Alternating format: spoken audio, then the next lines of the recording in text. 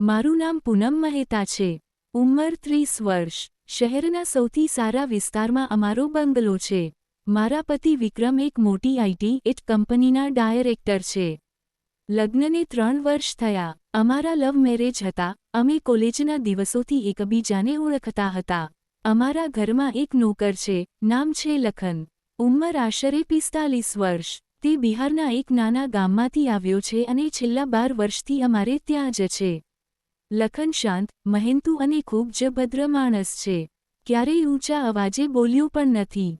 એક દિવસ અચાનક વિક્રમને 8 મહિના માટે અમેરિકા જવાનું થયું.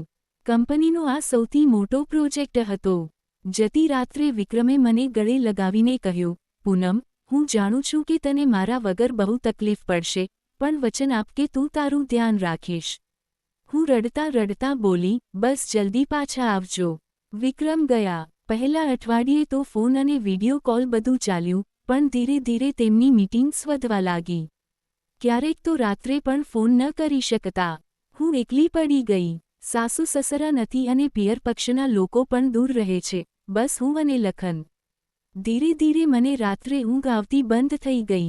જમવાનું પણ ઓછું થઈ ગયું અને વજન ઘટવા લાગ્યું. એક રાત્રે 2 વાગ્યે હું રડતી રડતી અગાસી પર ગઈ. ઠંડો પવન વાઈ રહ્યો હતો અને હું ત્યાં બેસીને ધ્રુસકે રડવા લાગી. ત્યારે પાછળથી અવાજ આવ્યો, ભાભીજી, તમે અહીં? મેં પાછળ ફરીને જોયું તો લખન ઊભો હતો, હાથમાં શોલ હતી. તેણે કંઈ પણ બોલ્યા વગર શોલ મારા ખભા પર ઓઢાડી દીધી અને થોડે દૂર જઈને ઊભો રહ્યો. મેં પૂછ્યું, તું સૂતો નથી? તેણે માથું નમાવીને કહ્યું, મને ખબર પડી ગઈ હતી ભાભીજી કે તમે રાત્રે સૂઈ નથી શકતા. હું નીચે જ બેઠો રહું છું, જો તમારે કંઈ જોઈતું હોય તો બોલાવી શકો. હું થોડી વાર ચૂપ રહી પછી બોલી, લખન, તને ક્યારેય તારા ગામની યાદ નથી આવતી? તે થોડું હસ્યો અને બોલ્યો, આવે છે ભાભીજી.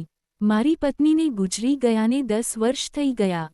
એક દીકરી છે જેના લગ્ન થઈ ગયા છે. હવે તો બસ આ જ મારું ઘર છે.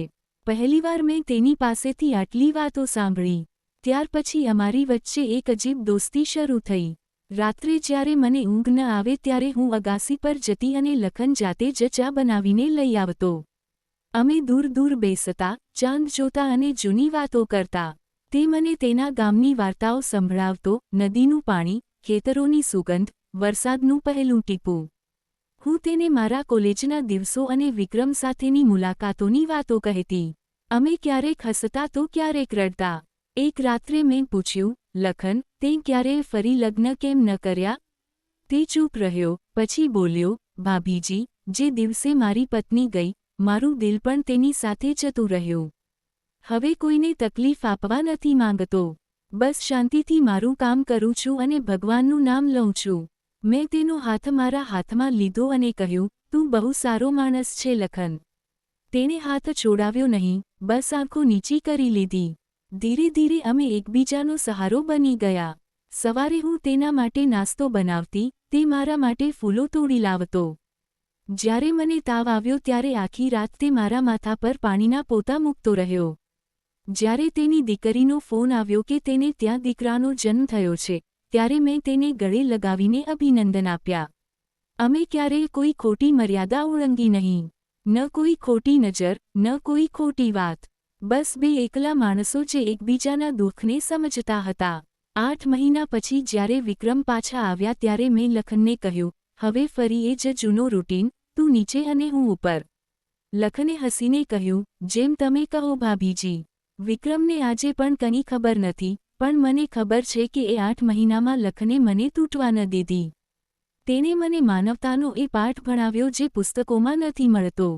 આજે પણ જ્યારે ક્યારેક રાત્રે અગાસી પર જાઉં છું, ત્યારે ખૂણામાં ચાનો એક ખાલી કપ રાખેલો હોય છે.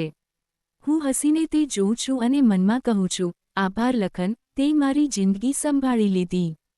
ક્યારેક સૌથી સુંદર સંબંધો એ હોય છે જેનું કોઈ નામ નથી હોતું.